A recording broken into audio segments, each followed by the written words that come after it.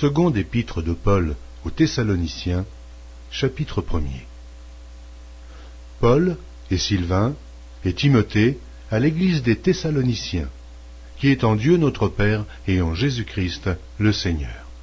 Que la grâce et la paix vous soient données de la part de Dieu notre Père et du Seigneur Jésus-Christ. Nous devons à votre sujet, frères, rendre continuellement grâce à Dieu, comme cela est juste, parce que votre foi fait de grands progrès, et que la charité de chacun de vous tous à l'égard des autres augmente de plus en plus.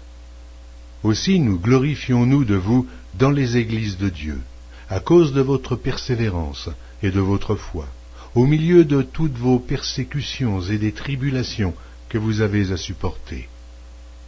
C'est une preuve du juste jugement de Dieu, pour que vous soyez jugés dignes du royaume de Dieu pour lequel vous souffrez.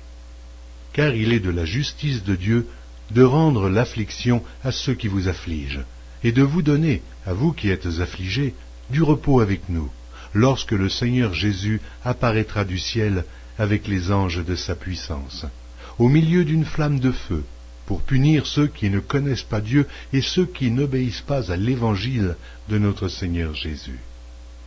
Ils auront pour châtiment une ruine éternelle, loin de la face du Seigneur et de la gloire de sa force, lorsqu'il viendra pour être, en ce jour-là, glorifié dans ses saints et admiré dans tous ceux qui auront cru, car notre témoignage auprès de vous a été cru. C'est pourquoi aussi nous prions continuellement pour vous, afin que notre Dieu vous juge digne de la vocation et qu'il accomplisse, par sa puissance, tous les desseins bienveillants de sa volonté et l'œuvre de votre foi, pour que le nom de notre Seigneur Jésus soit glorifié en vous, et que vous soyez glorifiés en lui, selon la grâce de notre Dieu et du Seigneur Jésus-Christ.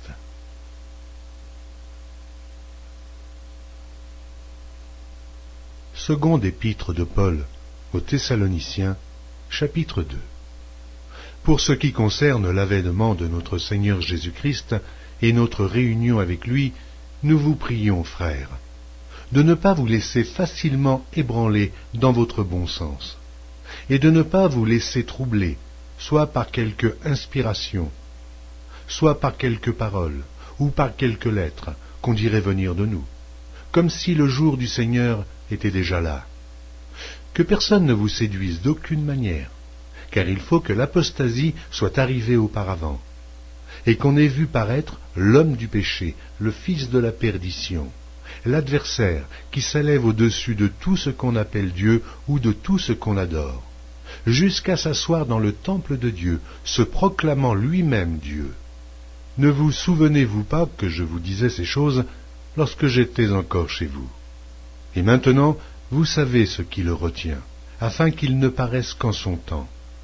Car le mystère de l'iniquité agit déjà. Il faut seulement que celui qui le retient encore ait disparu. Et alors paraîtra l'impie, que le Seigneur Jésus détruira par le souffle de sa bouche, et qu'il anéantira par l'éclat de son avènement.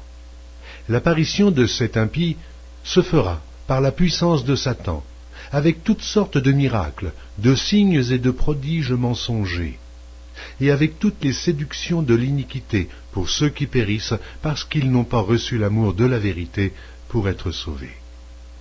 Aussi Dieu leur envoie une puissance d'égarement pour qu'ils croient au mensonge, afin que tous ceux qui n'ont pas cru à la vérité, mais qui ont pris plaisir à l'injustice, soient condamnés.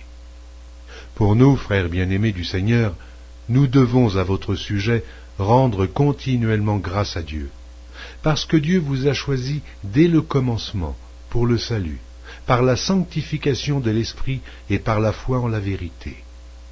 C'est à quoi il vous a appelé par notre évangile, pour que vous possédiez la gloire de notre Seigneur Jésus-Christ. Ainsi donc, frères, demeurez fermes et retenez les instructions que vous avez reçues, soit par notre parole, soit par notre lettre. Que notre Seigneur Jésus-Christ lui-même, et Dieu notre Père, qui nous a aimés et qui nous a donné par sa grâce une consolation éternelle et une bonne espérance, console vos cœurs et vous affermisse en toute bonne œuvre et en toute bonne parole.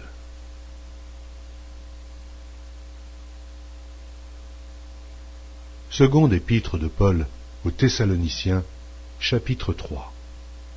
Au reste, frères, priez pour nous, afin que la parole du Seigneur se répande et soit glorifiée, comme elle l'est chez vous, et afin que nous soyons délivrés des hommes méchants et pervers, car tous n'ont pas la foi. Le Seigneur est fidèle. Il vous affermira et vous préservera du malin. Nous avons à votre égard cette confiance dans le Seigneur, que vous faites et que vous ferez les choses que nous recommandons. Que le Seigneur dirige vos cœurs vers l'amour de Dieu et vers la patience de Christ. Nous vous recommandons, frères, au nom de notre Seigneur Jésus-Christ, de vous éloigner de tout frère qui vit dans le désordre, et non selon les instructions que vous avez reçues de nous. Vous savez vous-même comment il faut nous imiter, car nous n'avons pas vécu parmi vous dans le désordre. Nous n'avons mangé gratuitement le pain de personne, mais dans le travail et dans la peine. Nous avons été nuit et jour à l'œuvre, pour n'être à charge à aucun de vous. Ce n'est pas que nous n'en eussions le droit, mais nous avons voulu vous donner en nous-mêmes un modèle à imiter.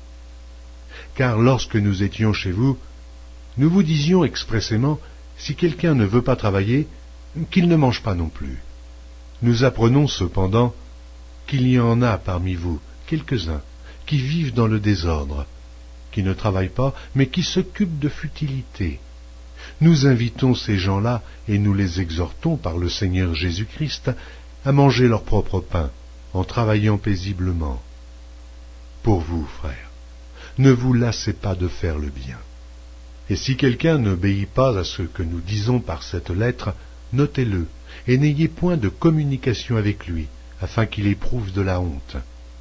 Ne le regardez pas comme un ennemi, mais avertissez-le comme un frère. Que le Seigneur de la paix vous donne lui-même la paix en tout temps, de toute manière. Que le Seigneur soit avec vous tous. Je vous salue, moi, Paul, de ma propre main. C'est là ma signature dans toutes mes lettres, c'est ainsi que j'écris. Que la grâce de notre Seigneur Jésus-Christ soit avec vous tous.